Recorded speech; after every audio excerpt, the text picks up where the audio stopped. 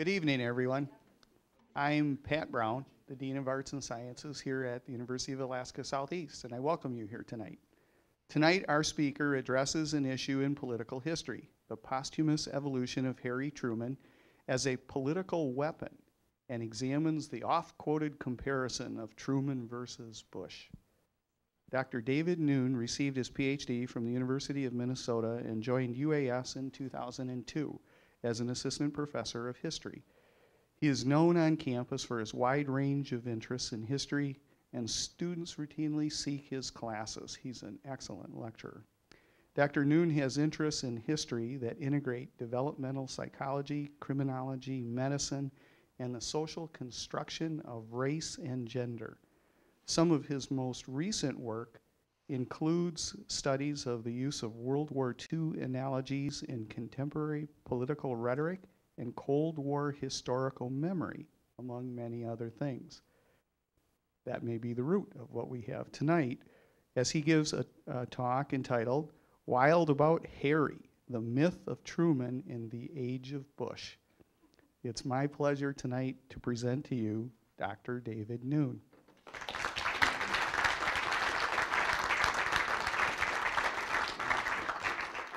And just as I have in previous lectures, when we get to the end and you want to ask questions, please wait for me to get you the microphone, because otherwise we won't pick it up as we record the lecture this evening. Thanks. Well, thanks, Pat. Is this thing on now? Okay, excellent. I always have to ask. So I was just thinking, we've only got a few more months, George Bush, to kick around. And well, that may or may not be a good thing. I don't know. But I was thinking, like 3 or 4 years ago, if I'd given a talk on Bush, this place would have been absolutely packed. But there's two competing theories going on in my head for why we're not overflowing here. One is we've got the UAS wine and beer tasting going on downtown, which suggests several possibilities. Either you folks don't need to have a drink in your hands right now, or you brought your own. In which case, share and share alike. But the other possibility is that the attendance for my presentation is sort of tracking along with George W. Bush's approval ratings, which have slidden a little bit over the last couple of years. But I appreciate everyone coming out, and I'll look forward to taking questions on the presentation or the election, which I'm sure everyone is just sort of probably going to be more interested in by the time I'm finished here. But this is part of a larger kind of body of interest that I have in the ways that history gets used in public. And as Pat mentioned, I've done work in the past on how kind of the mythology of World War II has been utilized in various ways since 9/11, 2001. And I've also written kind of very broadly about how the Cold War kind of figures into American literature with Don DeLillo's novels, or the way that neoconservative intellectuals in the Bush administration or orbiting the Bush administration have kind of turned to the Cold War as a model for how to think about the so-called war on terror. And as I was kind of working on these couple of different projects, I became really interested in the ways that Harry Truman kept being used, because it struck me as an odd point of reference for conservative Republicans. And I'm sort of interested in how that transformation came about. But in any case, so we start, of course, as everything must start these days, with our governor and the vice presidential candidate for the Republican Party, who during her acceptance speech at the convention in Minneapolis in early September said a number of things that I think strained belief. One of which was the following excerpt, this historical analogy that she drew. She said, "Long ago, a young farmer and haberdasher from Missouri followed an unlikely path to the vice presidency. A writer observed, 'We grow good people in our small towns with honesty, sincerity, and dignity.'" I know I've looked at this picture 1,000 times in the last month, and it still cracks me up. Palin didn't say that. She did say, I know just the kind of people that writer had in mind when he praised Harry Truman. Now, as it turns out, the writer in question, a fellow by the name of Westbrook Pegler, was not actually praising Truman when he wrote those words. Pegler was one of the most ferocious conservative journalists of his era, and he shared a mutual loathing with Harry Truman, whom he famously described as a, quote, gutter snipe, a thin-lipped hater, a rude, uncouth, ignorant man who was not above offering you his hand to yank you off balance and work you over with a chair leg, a pool cue, or something out of his pocket. Truman, for his part, also despised Pegler and was probably deeply gratified to see his adversary's body lowered into a grave 3 years before his own. Now, I think we need to forgive Sarah Palin's historical error there because, of course, she didn't write those words. And I think it's safe to say that she knew who Harry Truman was. She went to 6 colleges. She probably has some passing familiarity with who Truman was. I'm positive that she had never read and probably had never heard of Westbrook Pegler, who's just sort of drifted off into the side of history. As a side note, I'm not even sure that Sarah Palin knows what a haberdasher is, but there's an interesting aspect to that reference as well. Harry Truman, who is often described as a haberdasher, he sold men's clothing, but he only did that for 2 years after he came back from World War I. It was a very, very brief time in his life.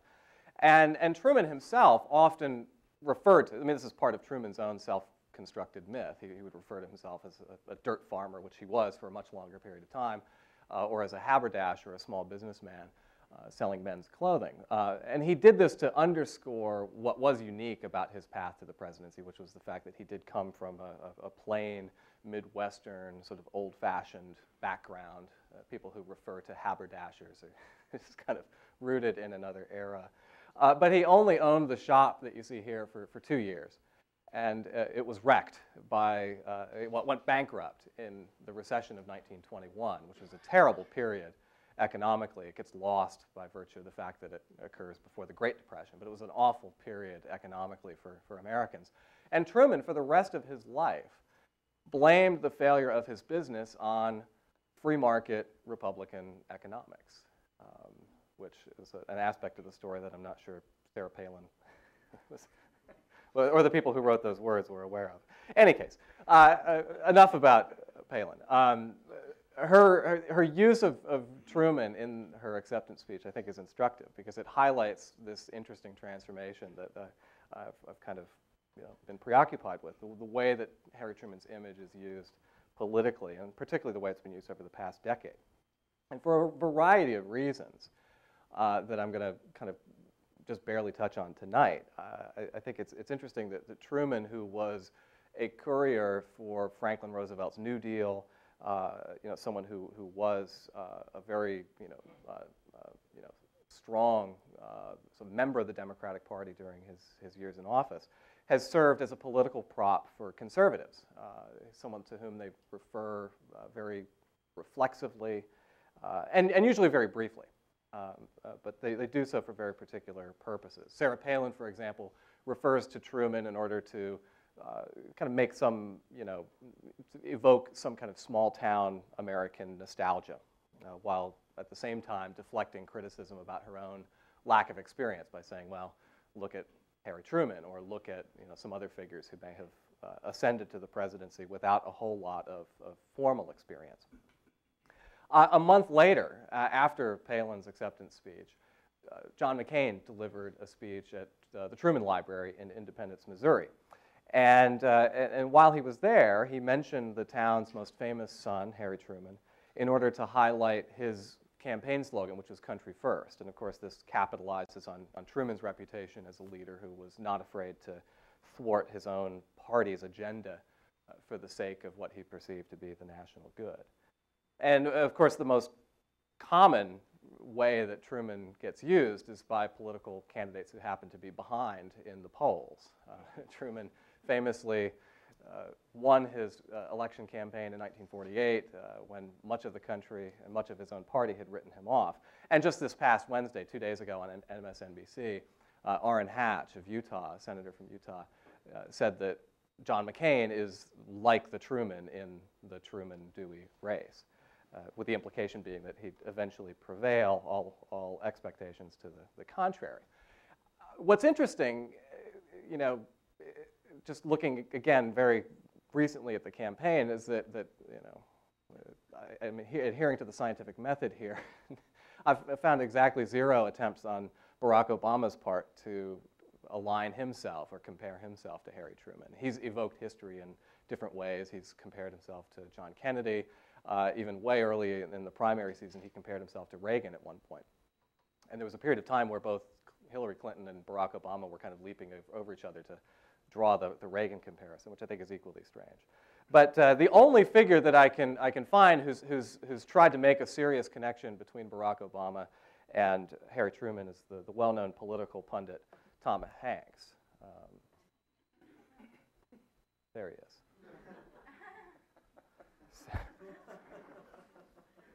Okay, so yeah, these references to Truman aren't unusual. You know, you get Truman as the small town kind of folksy man of the people, Truman as the comeback kid.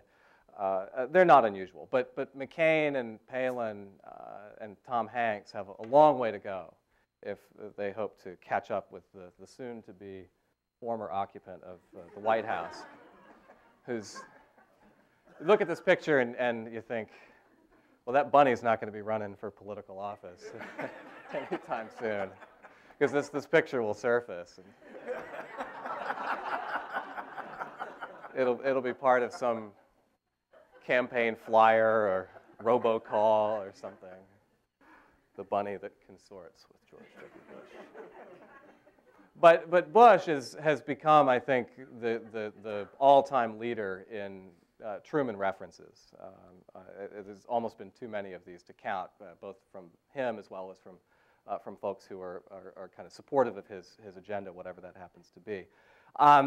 Bush's defenders argue that the man from Midland and the man from Independence, Missouri, will eventually share a similar place of historical renown. If they're not appreciated at the time they leave office, then someday they will be resuscitated. And that this, I think, is really one of the key elements of this whole story. Over the course of his 2 terms in office, Bush has evoked history to an arguably greater degree and with greater rates of frequency than any of his predecessors. During the immediate aftermath of the 2001 attacks, the administration kind of adopting and promoting a set of analogies that had very wide popular resonance at the time were always bringing up the greatest generation, so to speak, suggesting that the contemporary struggle that Americans were facing had shown them their calling, that Americans had discovered their mission after a decade of post-Cold War wandering. And now at the same time, I think that as the war in Iraq dragged on, we can see that Bush and his supporters turned to the Cold War as an alternate kind of historical analogy, some other place in history from which they could draw their lessons. And over the past 5 years, we can see Bush and his defenders strenuously urging Americans to see a comparison between their own historical moment and especially the 8 years of the Truman presidency. In op-ed pieces, in speeches that Bush himself has made, in casual conversation that people who talk about politics engage in, I think no one, not even Ronald Reagan, has been so frequently and favorably compared to Bush as Truman. So I think this is a very interesting, very central metaphor to thinking about the Bush administration in some particular ways, especially with respect to foreign policy. Now, there are a lot of ways that Truman could be called to duty on behalf of Bush. You know, they were both, Truman was a famously terrible public speaker. And of course, Bush's reputation is not, he doesn't have a way with words.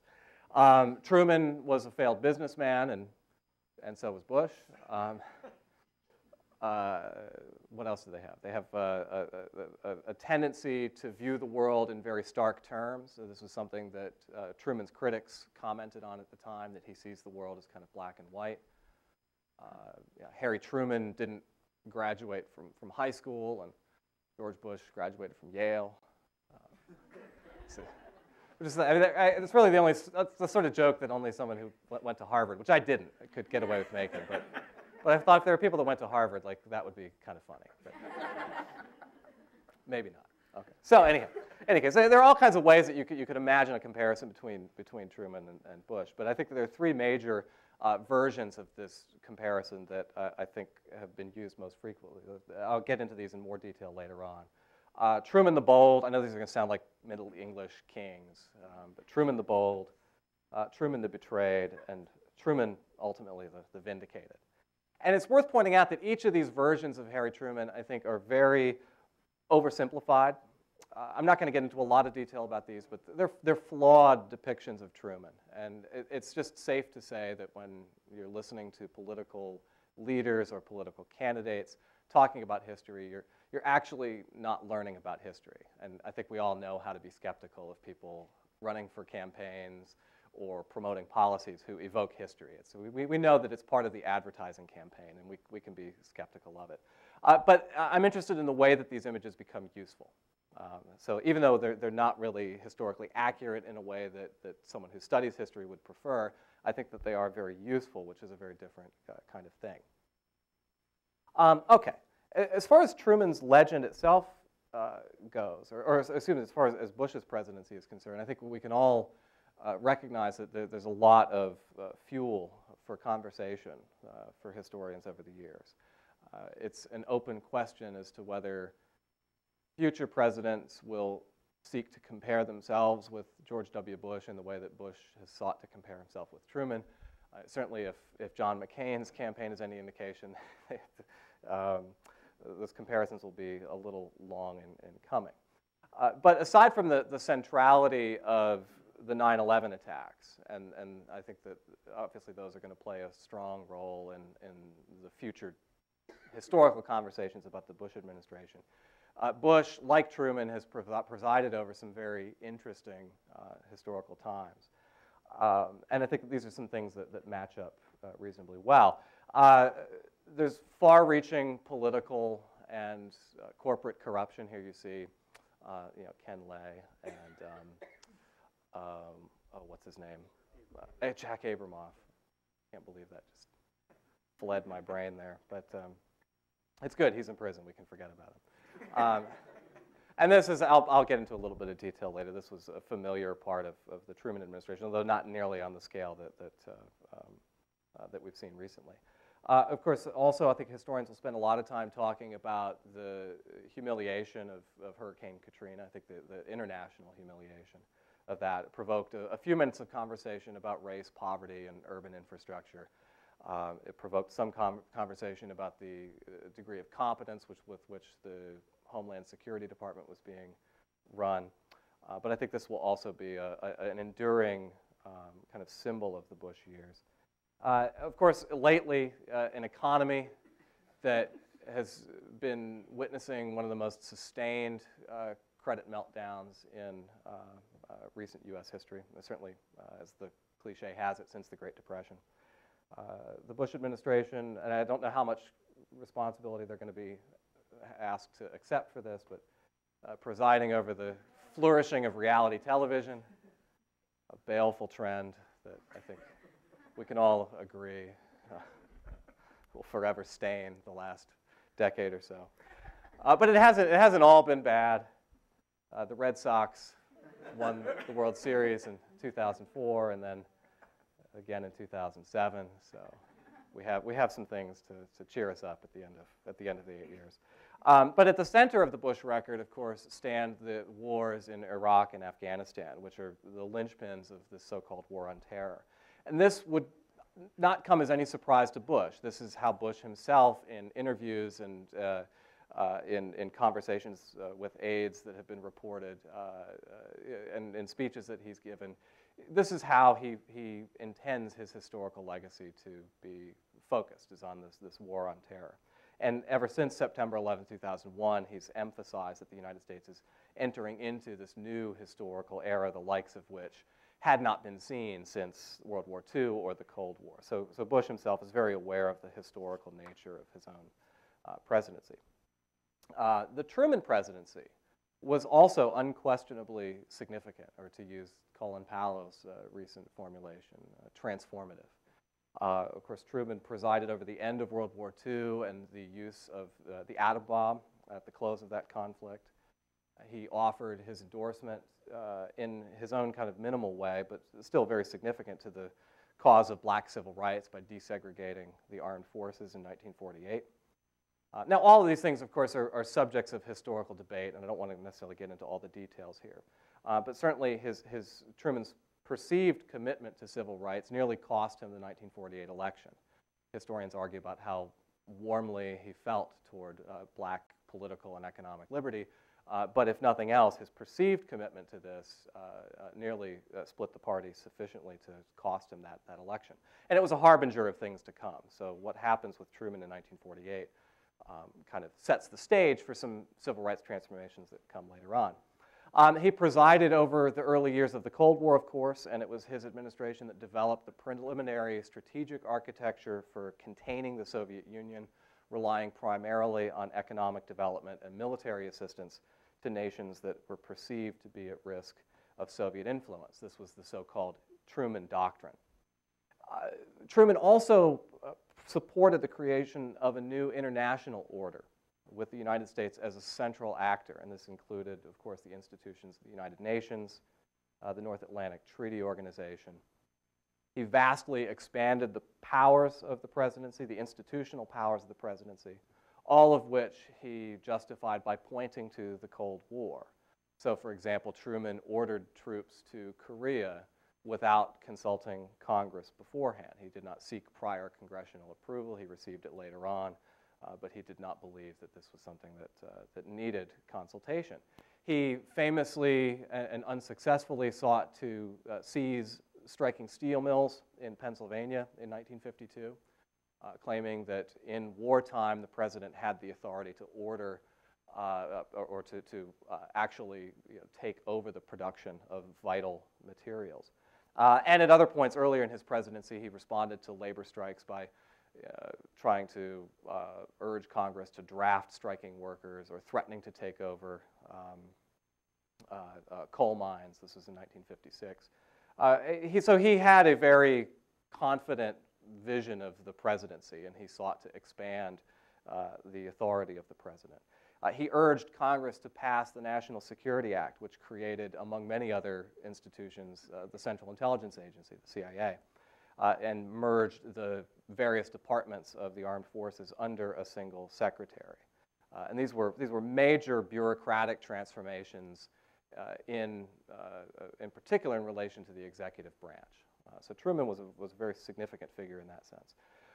Truman also suffered through, and as the rest of the country sort of endured this, the worst years of the so-called Red Scare, the anti-communist hysteria at home. Truman suffered from attacks on the political right as well as on the political left. His critics on the right raised charges of subversion and espionage, claiming that he had spies within his own administration, that he had fifth columnist communists working in his State Department. And all of these culminated, of course, in the rise of Joseph McCarthy in early 1950. McCarthy would go on to accuse people within the Truman administration, including Secretary of State George Marshall, of being, he didn't use the word treason, but he came awfully, awfully close, accusing George Marshall of conspiring with communists and subversives within the State Department to surrender China to Mao Zedong. So it was an endlessly fascinating and troubling period of American history that Truman lived through. And like most presidents, Truman's historical stock has kind of risen and fallen over the years. As far as historians were concerned, by the time Truman left office, he was an average president.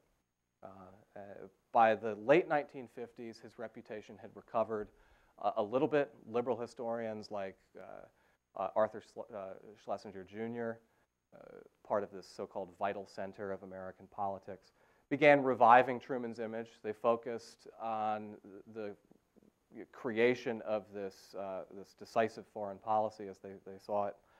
They congratulated Truman for preserving the major elements of the New Deal in spite of concerted efforts on the part of his critics in Congress to dismantle it.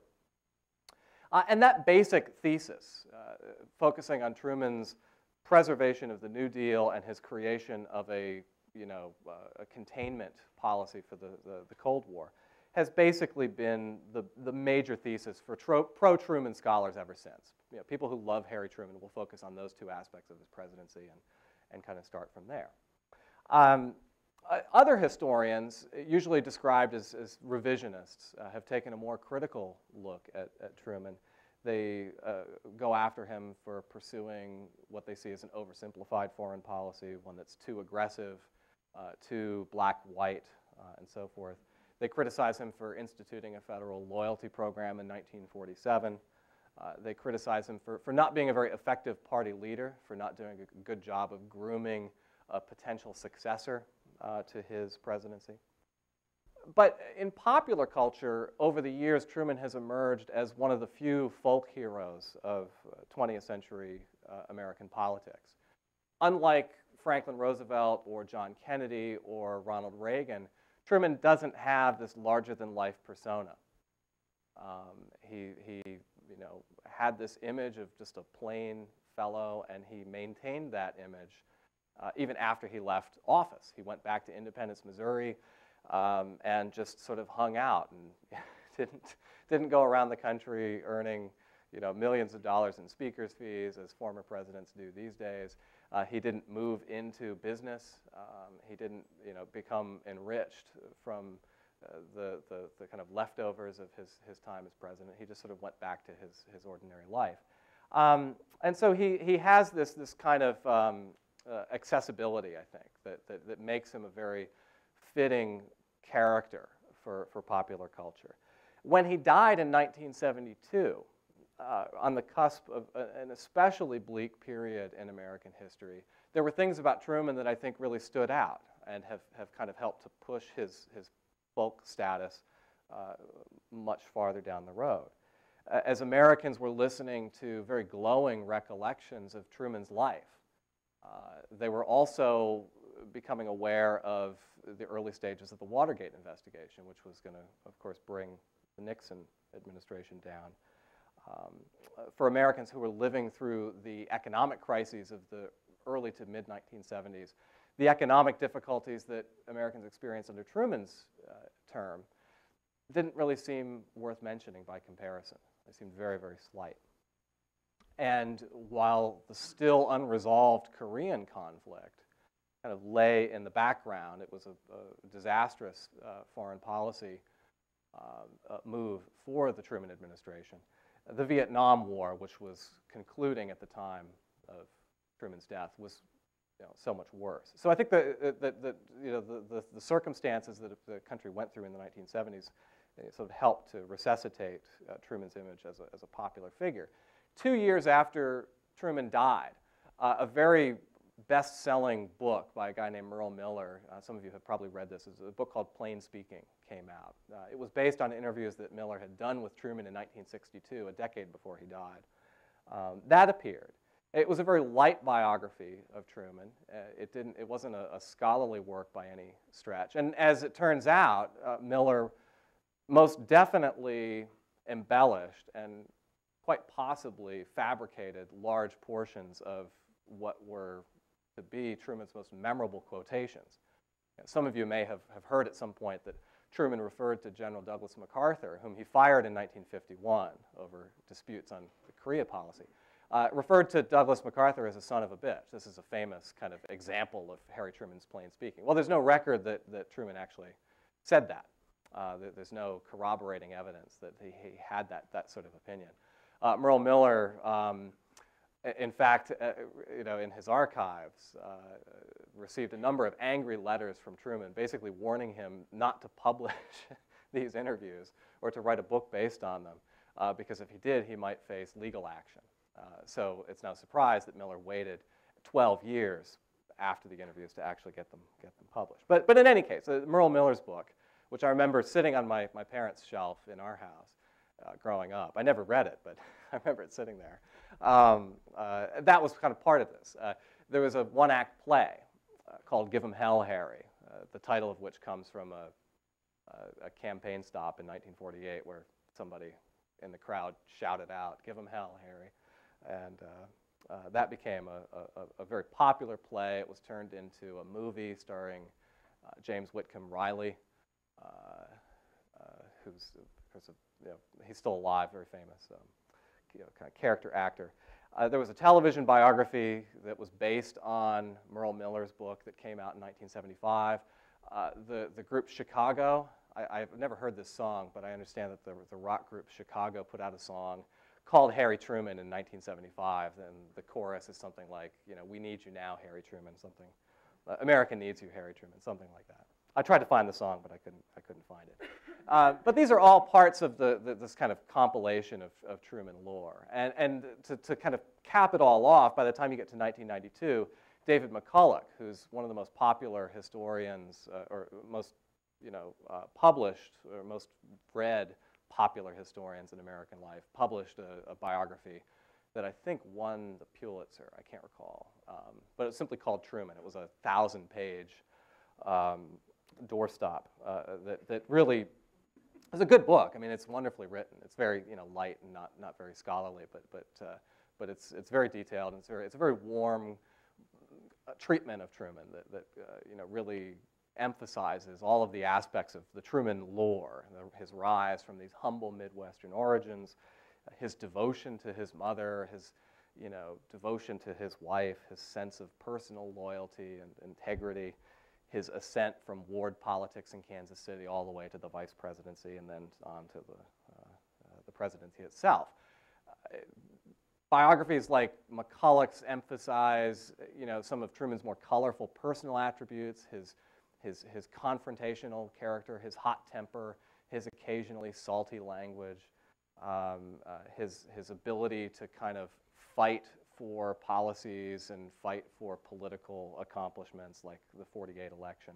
And again, all these things make him a very popular figure. For Bush, these features of Truman's biography aren't quite as significant as others. They kind of work in the background there. So when Bush compares himself to Truman, these are all things that kind of instantly leap to mind. They're connotations that people will have. But as far as Bush's comparisons to Truman, self-comparisons to Truman, they emphasize, again, these three themes that I'm concerned with. Truman the Bold, Truman the Betrayed, and Truman the Vindicated. So we'll start with those. Here you get Truman the Bold. With Lauren Bacall, this picture and many others like it really upset his wife. Bess Truman was... These were very prim and proper, people from Missouri, and Bess Truman absolutely hated the fact that her husband was vice president. She hated Washington, and she left as quickly as she could. And this is from the 80 days that Truman was actually vice president, when he really did nothing but kind of play the piano and host parties and try to get a meeting with Franklin Roosevelt, who really couldn't be bothered to spend much time with him. So here he is. He's at a political function, and Lauren Bacall, who's I think 24 years old, shows up, hops up on the piano, and gets all these pictures taken. Bess Truman loses her mind when she sees these pictures. In Harry Truman's defense, I mean, what was he going to do? Like walk away from the piano? I don't know. But any case, Harry the Bold, Truman the Bold, is one of these aspects of Truman's presidency that I think resonates with the Bush administration. And in particular, going back to Truman's consolidation and expansion of executive power, it's certainly true that Truman built on an expansion of the presidency that Franklin Roosevelt had laid. This is a carryover from the New Deal and, of course, from World War II. The presidential authority, or the scope of presidential authority had expanded under Franklin Roosevelt. But Truman is the one who really institutionalizes it. For Franklin Roosevelt, the expansion of presidential power really had a lot to do with his own kind of personal charisma and the circumstances of his presidency. What Truman does is take the expanded scope of executive power and make it permanent through things like the National Security Act of 1947.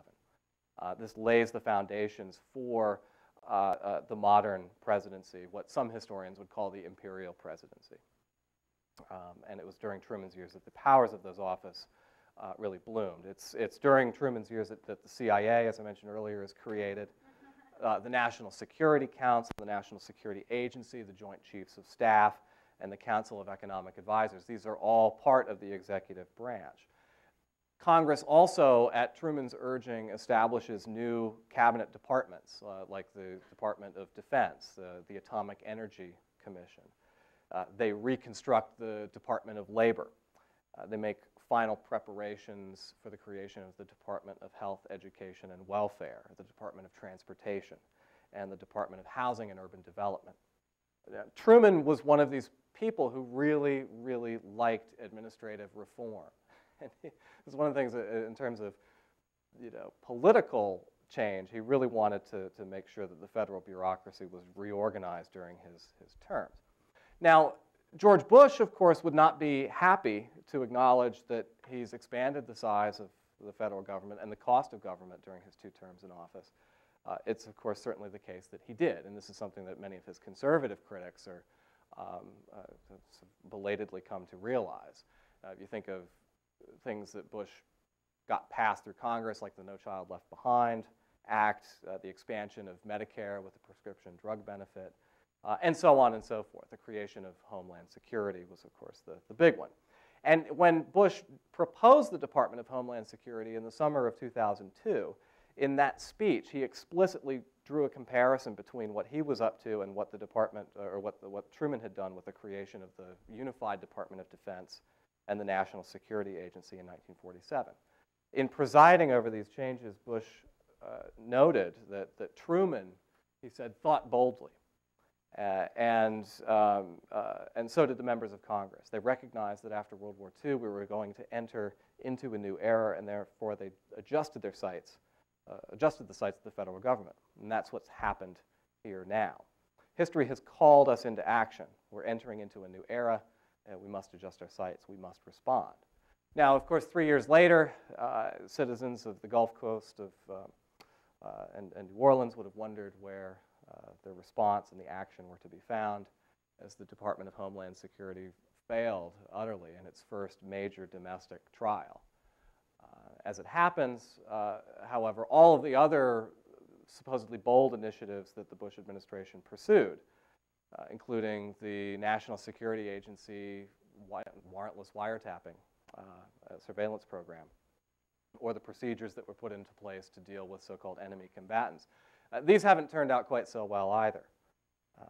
But the Truman-esque theme, the idea that the U.S. was in a new era and that this era required bold executive action and a break from tradition, these are all part of the consistent rationale that the Bush administration has cited.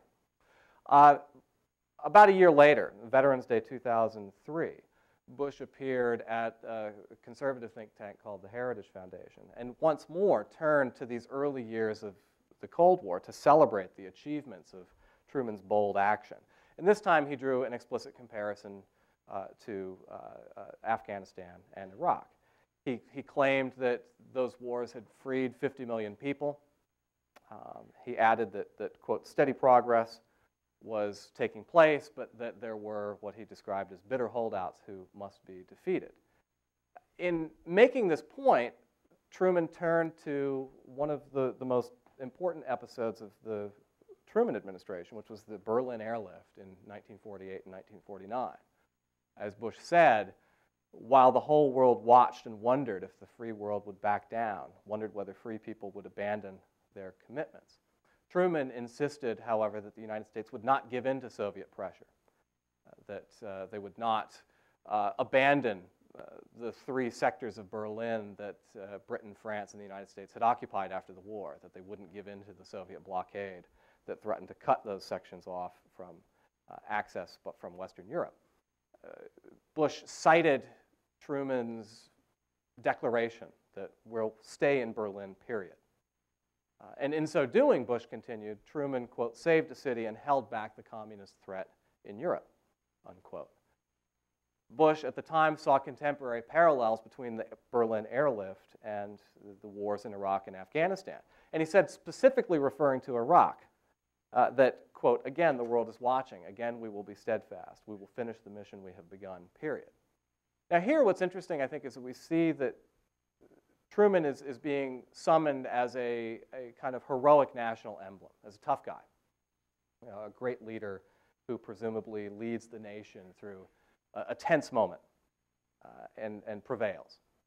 One in which, in Truman's case at least, the risk of nuclear war was threatened and was very real and possible. And I would also argue that these are images of Truman that underscored the overall interest that Bush and Cheney had in expanding presidential power. It's been an ongoing theme throughout the presidency, is how to get the executive office back from the other branches of government, which had presumably taken them over in the wake of Watergate. As he would in Korea and as he would in his unsuccessful bid to take over the steel industries, which I mentioned earlier, Truman didn't consult Congress or even many of his own advisors before committing the United States to the defense of Berlin. So this was a useful, I think, moment in a number of ways. I don't necessarily think that Bush and his speechwriters had that aspect of the Berlin Airlift in mind, that, he did this without consulting Congress. But it's I think, significant in the same way that, many of these other references have extra bits of significance. It's also a very optimistic reference to Truman. Note that what Bush is citing here was arguably Truman's greatest foreign policy victory, the Berlin Airlift, when the U.S. engineered a year-long resupply effort bypassing a Soviet blockade. When Bush made this speech, and I'll overlook the fact for the moment that the Berlin Airlift was conducted in order to bypass a blockade that actually existed, whereas the war in Iraq was predicated on weapons of mass destruction that, as it turns out, weren't there. But we'll set that inconsistency aside. When Bush made the speech in the fall of 2003, comparing Iraq to the Berlin Airlift, he could still sort of feel some optimism about where things were going. The situation hadn't begun to deteriorate in the ways that it would over the course of 2004 and especially into 2005 and 2006. Saddam Hussein hadn't yet been captured, but the mood of the Bush administration was exceedingly confident that the war in Iraq was more or less over and that it would be mopped up fairly soon. Bush had, of course, declared mission accomplished in May. 2 months later, he had urged insurgents to, quote, bring it on.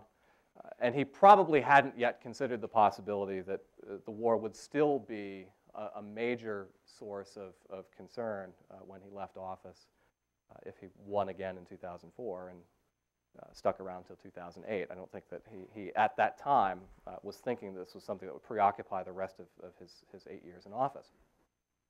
And he probably hadn't begun to consider the possibility that Iraq might be something other than his Berlin Airlift, that this might in fact be his Korea.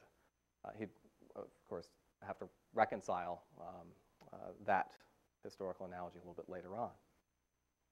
Okay, so we move on to the second image here. Truman the Betrayed. What happens to Harry Truman when the hippies take over the Democratic Party? This is sort of the narrative here. It's a second species of Truman lore that I'm really interested in. And this is used not so much to defend the actions of the administration, but more importantly to claim that opponents of the administration, particularly those who share Truman's party affiliation, have failed to uphold their ancestors' values and principles. And this is a familiar aspect of political rhetoric. It's not unusual for people to say, oh, so-and-so, a member of your party from those many years before, would be spinning in his grave if he knew where the party had come now. This is a classic kind of political weapon. As Ronald Reagan put it, I think most famously, Reagan himself being a Truman Democrat in 1948, Reagan said later on when he became a Goldwater Republican that the party, I didn't leave the party left me. And Reagan himself, and when he was president, would occasionally refer back to Truman as kind of like the other bookend to his presidency. As the 2004 presidential campaign wound toward its conclusion, Bush used Truman a lot. There's a point if you look at the campaign, a point right about, actually right about this point in 2004, Bush introduces a new stump speech. And it's literally the case that 3 or 4 times a day for the duration of the rest of the campaign, he's referring to Harry Truman in this same way. But he's using it as a way to kind of put John Kerry, or present John Kerry as an outsider, as a departure from his own party's tradition. And this is kind of the boilerplate part of the stump speech here. He says, during the last 20 years, in key moments of challenge and decision for America, Senator Kerry has chosen the position of weakness and inaction. With that record, he stands in opposition not just to me, but to the great tradition of the Democratic Party, the party of Franklin Roosevelt, the party of Harry Truman, the party of John Kennedy, is rightly remembered for confidence and resolve in times of war and in hours of crisis. Senator Kerry has turned his back on pay any price and bear any burden, famous quotations or famous lines from Kennedy's inaugural speech. And he's replaced those commitments with wait and see and cut and run.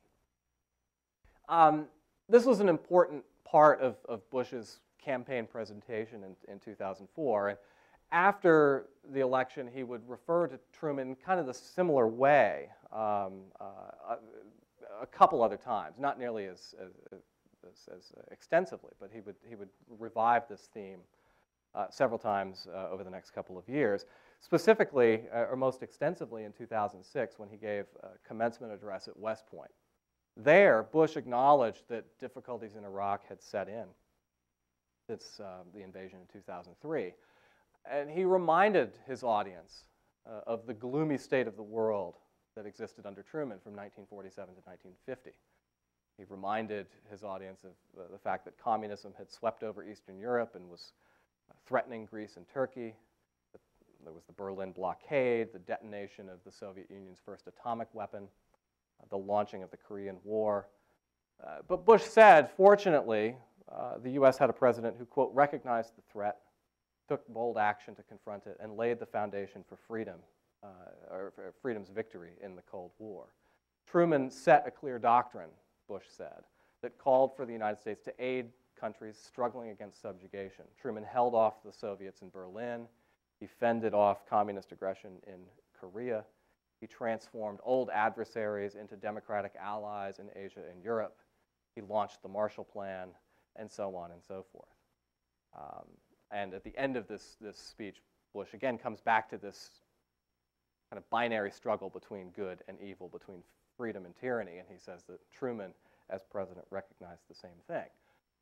Conservatives who supported Bush at the time would often make similar arguments. Going back to the 2004 campaign, David Brooks of the New York Times and Jeff Jacoby of the Boston Globe argued, as Jacoby put it, that Bush was, quote, the real Democrat in the race, that he was the one that was carrying on Truman's legacy.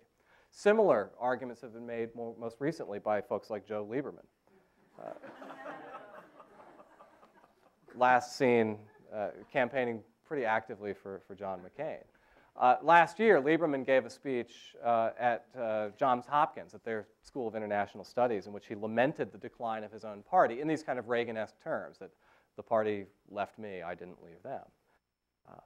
And he said in this speech that Democrats were failing to live up to this legacy, the legacy of Roosevelt, Truman, and Kennedy. And he says, this was the Democratic Party that I grew up in, a party that was unafraid to make moral judgments about the world beyond our borders, to draw a clear line between the free world of the West and the slave society behind the Iron Curtain. So this is another species of argument that in which Truman figures very, very prominently, sort of helping someone like Bush or his defenders, promoters in the press, or his allies even on the other side of the aisle, to argue that Democratic opponents of the war are somehow standing outside of not just the mainstream of American tradition, but standing outside the mainstream of their own party. They're not, as David Brooks put it, the Democrats that we used to trust, who lived in the shadow of World War II. These were Democrats who were, just sort of brain-addled and incapable of making the tough decisions that presumably Harry Truman woke up every day prepared to make. Now, I think that there's a strong element of nostalgia here. And I just want to make this quick point before I move on to Truman the Vindicated. It's definitely true that Harry Truman took what most everybody recognized as a tough stance toward the Soviet Union, or a tougher stance toward the Soviet Union as his presidency wore on. And in doing this, he actually followed the lead of the British. It was really the British that were trying to pull the United States into more of a confrontational stance toward the Soviet Union. Truman was getting a lot of advice from people in the State Department and people in his own sort of group of advisors, telling him, don't view the Soviets as a group of people that you can't, negotiate with, that you can't compromise with. We need to take a more careful approach to this. And he ultimately rejected this advice, the advice of people who urged him not to see it as a simple contest between good and evil. And Truman's progressive critics, his left-wing critics, went after him for this. His predecessor as vice president, Henry Wallace, ran against him as a progressive Democrat in 1948. He believed that Truman was pursuing too hard a stance toward the Soviet Union. This was going to bring the countries to the brink of war unnecessarily. But Truman's critics on the right also went after Truman for not being aggressive enough, for being not sufficiently tough toward the Soviet Union. They insisted that Truman should state the country's willingness to go to war over Poland, which is a major source of dispute between the U.S. and the Soviet Union after the war. What was the status of Poland going to be? Truman's critics on the right were urging him to make Poland a kind of, this was the line in the sand, so to speak. Even some were chiding him about his unwillingness to take a preemptive strike against the Soviets. Or later on, critics of Truman's from the political right got on his case about not declaring a full-scale war against the Chinese when they intervened on behalf of North Korea in November of 1950. These were folks who accused Truman of palling around with spies, protecting communists in his own administration, and as I mentioned earlier, accusing his own Secretary of State, George Marshall, of actively conspiring to deliver not just China, but perhaps all of Asia into the hands of communism. So I think it's easy to kind of look back at Truman and kind of fixate on this character of him as a tough guy. But when we look at him in his historical context, we see that he was really being pulled from in a number of different directions. People who wanted him to be more aggressive, people who wanted him to be less aggressive. And it's worth considering, for those folks who used Truman to go after Kerry, or who used Truman to go after figure X in the Democratic Party, or used Truman to go after folks in the Republican Party who have grown dissatisfied with the war in Iraq, or questioned Bush's policies. It's worth asking, well, where would these folks have been at the time in 1948? And I think it's safe to say that a lot of these folks would have been out there criticizing Truman for not being aggressive enough. Okay, so on to the third piece of mythology here, Truman the Vindicated. And this is where it all winds up for Bush, or for Truman, or for any other presidency. The question of what will history say? No one ever asks, what will historians say? That phrase, it's always, well, what will history say? No one cares what historians think. Maybe it's, well, what will the History Channel say? That might be more important. No actual historians were harmed in the making of this documentary. But here, we see this is the one that's been coming up a lot as the Bush administration sort of runs out the clock here. And it's a very simple appeal that the legend of Truman holds. You have a guy who left office in a state of historically low public regard, and he's rescued eventually, and now he's seen as a great figure, someone that they make movies about, someone they refer to in political campaigns. And it's true. Truman, during his last 2 years in office, maintained the lowest and the most enduringly unfriendly approval ratings of any modern American president prior to the current one. At Truman's low point in January of 1952, he enjoyed the support of 22 or 23% of Americans, depending on whether you prefer the Roper numbers or whether you prefer the Gallup numbers. Either way, it's pretty bad. Truman was not held in high public regard. Bush's approval rating right now sits around 25%. The American Research Group earlier this year had him around 19. But Gallup and Roper and some of the other older public opinion research firms haven't had Bush at less than 24%. So he hasn't hit the low approval ratings. He's exceeded Harry Truman's disapproval ratings. He's into the low 70s there. So he's certainly, he didn't win the low approval rating gold medal, but he's won the high disapproval rating gold medal. And both presidents saw their popularity crater for very similar reasons. There was economic dismay. There were sort of allegations of corruption in Truman's administration, one of which has a very sort of Ted Stevensy kind of feel. Truman's wife got a deep freezer from somebody, and they didn't call it a loan. They just they just took it. But this is deep freezer, and in exchange, I mean, this sounds so small compared to what we've become inured to over the years, but they get a deep freezer, and the guy winds up getting support from the Truman administration. He's a perfume salesman, and they help him get over to Europe so he can buy some perfume, and then they help him get a good seat on a flight back, a transatlantic flight.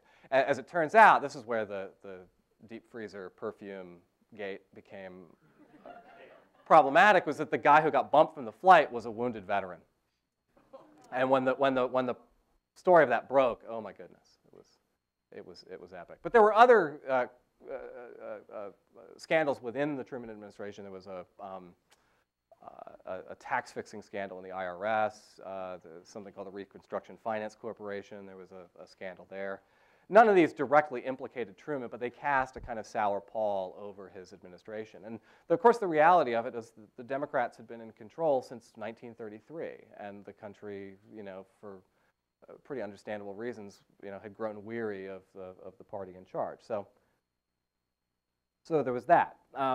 Both Truman and Bush, we've seen experiencing very low support or declining levels of support within their own party. Bush, even a couple of years ago, was enjoying support within the Republican Party of upwards of 80–85%. Still very high approval ratings within his own party, even though his public approval overall was sinking. But now it's gotten to the point where just barely half of all self-professed Republicans claim to support Bush. And this is similar to Truman's status with the Democratic Party. By the end of his presidency, somewhere around 40–42% of Democrats approved of the job that he was doing. So their approval ratings are directly tied to their loss of stature within their own parties. So there's a lot going on, and of course the wars that were going on inconclusively at the end of Truman's and now at the end of Bush's administration also helped to drag their ratings downward. By the time Truman left office in 1953, the public approval for Korea was lower than 50%.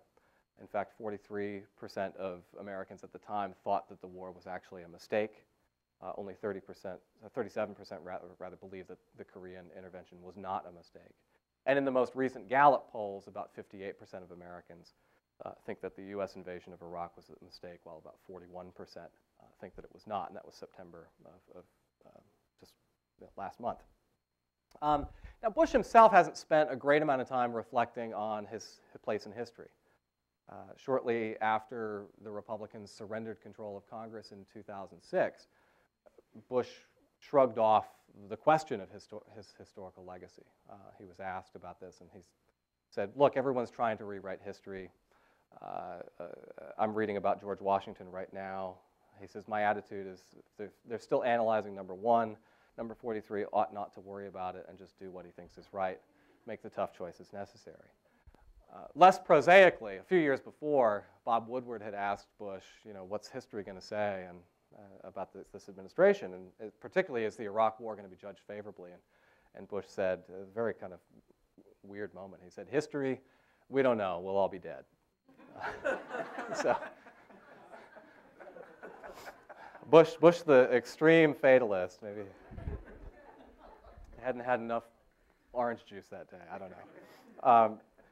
Others in Bush's administration, or at least in the orbit of the administration, have been a little more optimistic. Newt Gingrich, for example, predicted in March 2003, right before the invasion, that history will record that a remarkably strong president happened to be in office at a juncture where weapons of mass destruction and terrorism rewrote all the rules of engagement in international relations.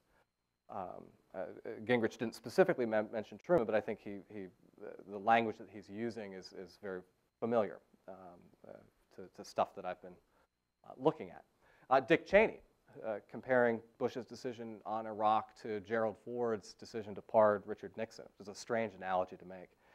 He noted that while Gerald Ford was attacked for that choice at the time, that history has shown that he probably made the right decision. Karl Rove, writing about a year ago in the National Review, went even further, promising that Bush would be regarded one day as, quote, a far-sighted leader who confronted the key test of the 21st century. So there are people right now who are saying, it's going to turn out pretty well over the long haul.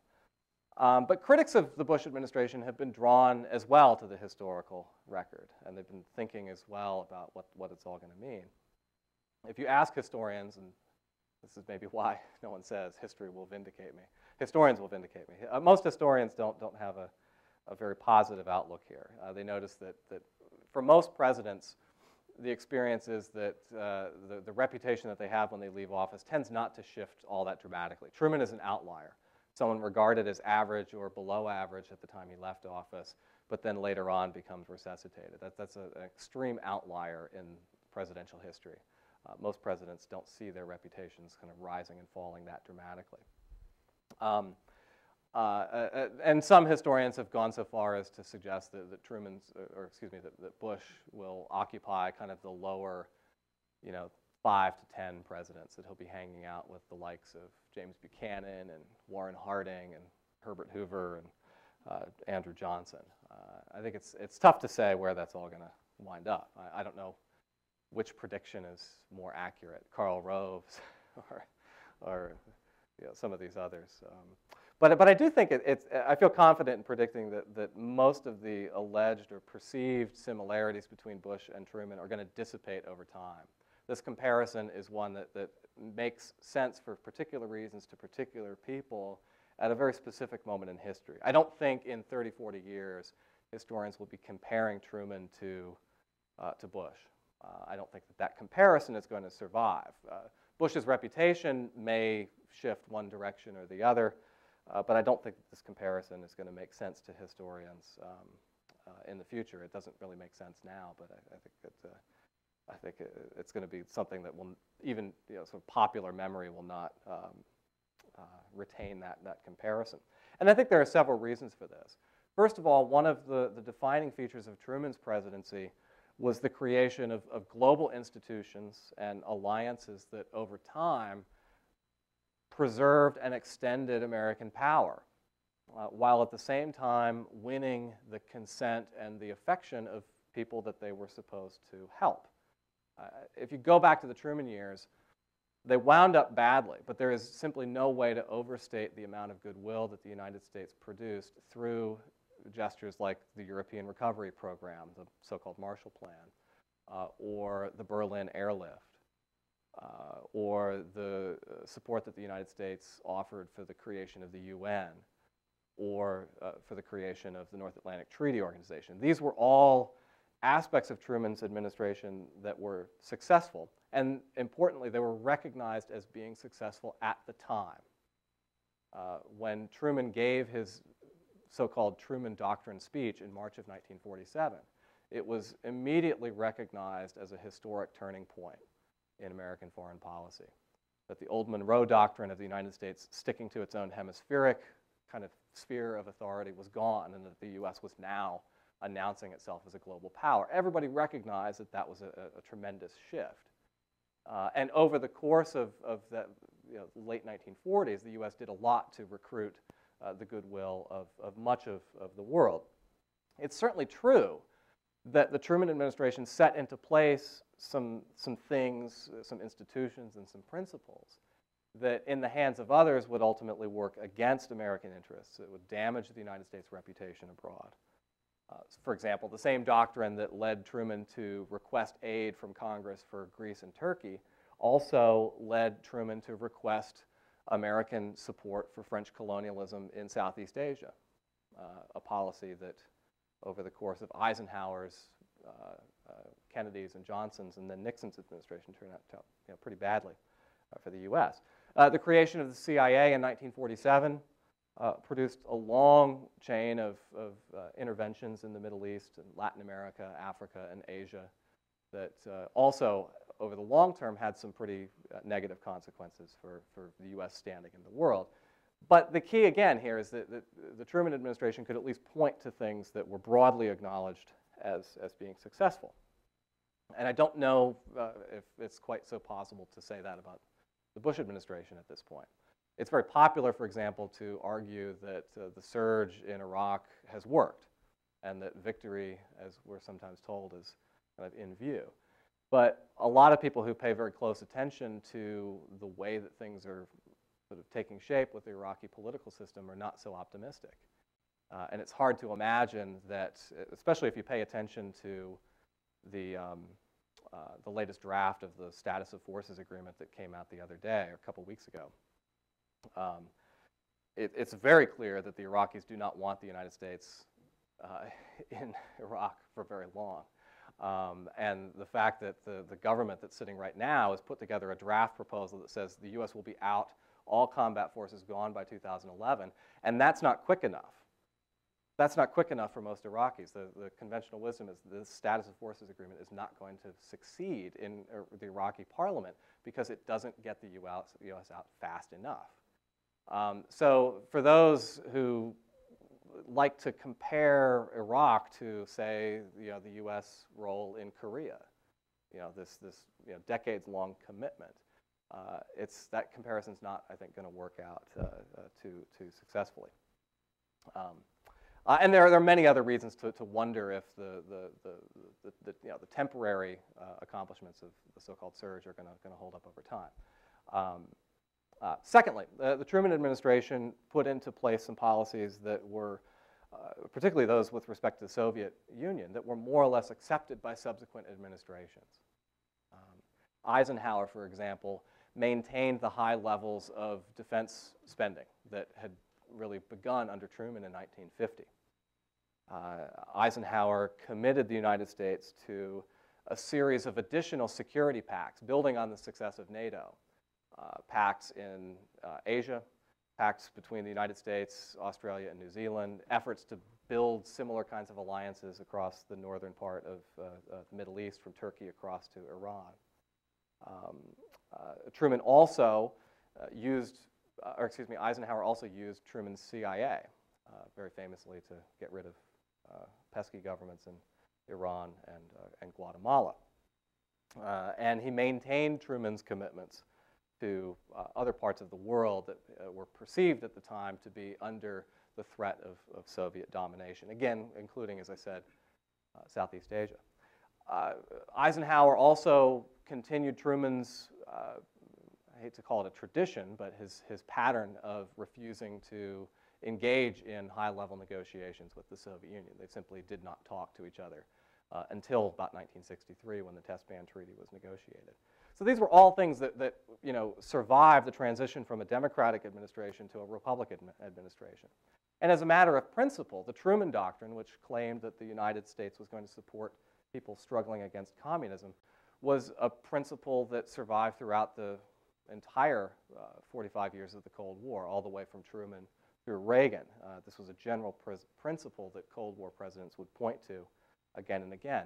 I think it's safe to assume that the Bush Doctrine is not going to survive. in the same way that Truman's did. The fact that someone like Sarah Palin can't even define the Truman Doctrine that may not tell us a whole lot, but there's widespread disagreement on what precisely the Bush Doctrine is. Does it refer to a general unilateralism? Does it refer to punishing states that harbor terrorism? Does it refer to preventive war?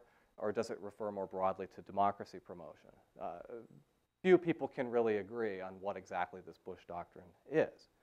And if the polls bear out over the next 10 days or so, the unilateralist and the preventive war aspects of the Bush Doctrine are looking as though they're going to be rejected pretty convincingly. And as far as Bush's legacy is concerned, this probably isn't a good start. So I'm not too optimistic that the comparison will hold. But in any case, I think that's about all I've got. I welcome any questions or thrown objects or tangential questions.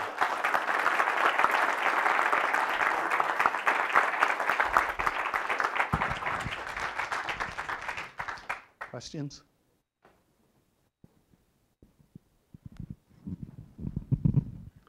Although it seems unlikely from what we all know and from what you said, can you think of things that might break in the next 50 years would have to break in Bush's favor so that 50 years from now, people might look back on him as better than the general public does now?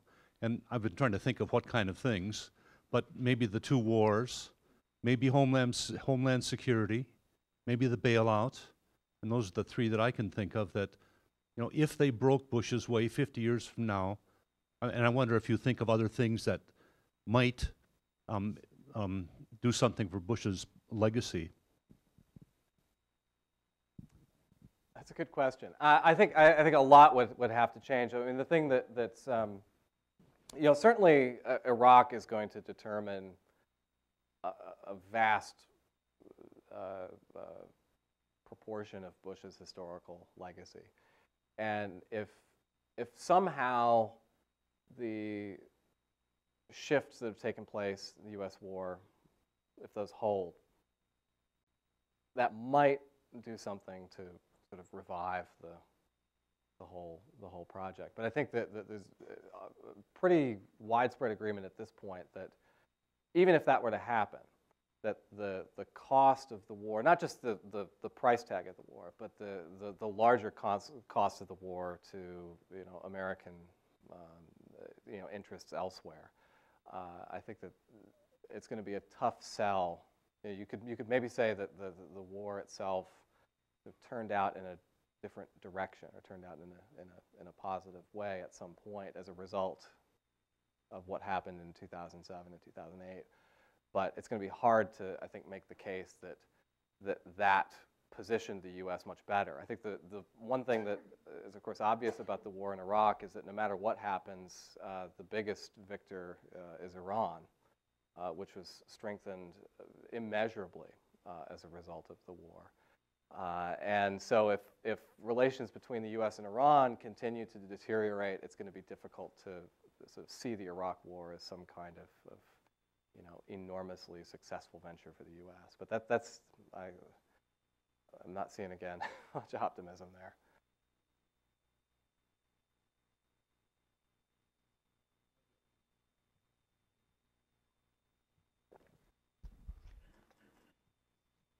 I was just wondering where the phrase neoconservative came from, or who popularized it. It specifically comes out of the late 60s and early 70s.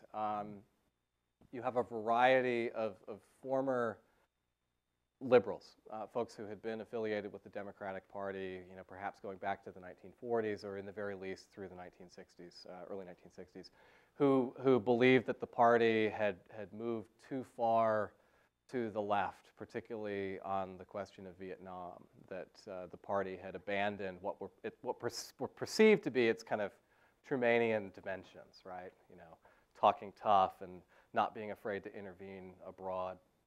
So you had a variety of former Democrats in the late 60s and early 70s who kind of moved away from the party because they believed that the party had become, defeatist So that's part of where it comes from. These were folks who retained a kind of liberal sensibility on a lot of things. Like they had reconciled themselves to the fact that the welfare state existed. They supported the civil rights movement, not very energetically, but they thought, this isn't such a bad thing. But their real complaint was that the Democratic Party had become overtaken by hippies. And they believed that the United States needed to maintain what was perceived to be its mission in the world, which was to kind of broadcast its values as widely as possible, and in particular to use force as a means of doing that, and to do it on its own if need be. So you had folks who were very skeptical of the United Nations and other international institutions and thought that the U.S. really needed to just kind of go it alone and try to promote itself as a model to the rest of the world. So that's where that comes from. It kind of there's some other transformations that happen over the 80s and 90s, but that's the original kind of kernel. Any other questions? Okay, let's give Dave a round of applause. Thank you for a great presentation, Dave.